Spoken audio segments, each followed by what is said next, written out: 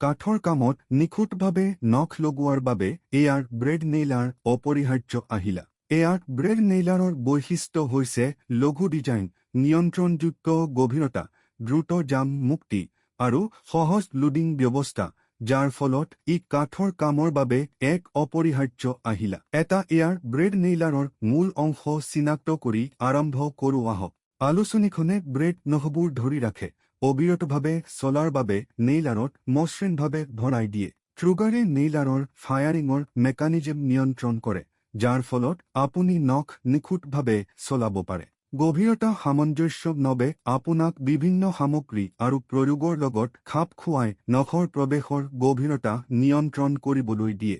নাকৰ টুকুৰাটোৱে ৱৰ্কপিছটোৰ ওপৰত নখ স্থাপনৰ পথ প্ৰদৰ্শন কৰে, যাৰ ফলত সঠিক আৰু সামঞ্জস্যপূৰ্ণ নখ জোখাটো নিশ্চিত হয়। এক্সজষ্ট পৰ্টে ব্যৱহাৰকাৰীৰ পৰা বায়ু আৰু ধ্বংসাৱশেষ মুক্ত কৰে, আপোনাৰ কাৰ্যস্থান পৰিষ্কাৰ আৰু সুৰক্ষিত কৰি ৰাখে।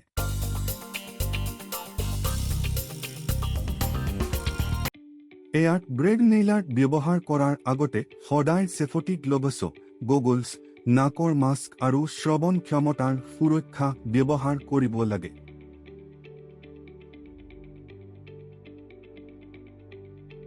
নেইলাৰৰ শেষত নবটো বিচাৰি উলিয়াওক।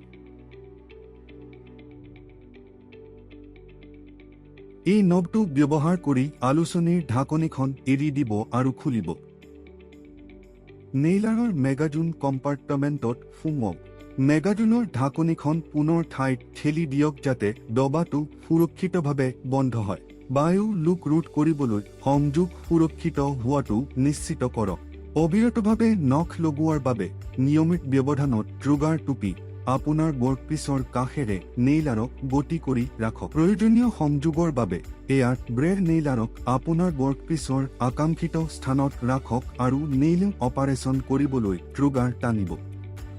এবাৰ কৰিলে বায়ুৰ নলী বিচ্ছিন্ন কৰক আৰু নেইলাৰৰ পৰা বাকী থকা বায়ুৰ চাপ এৰি দিয়ক।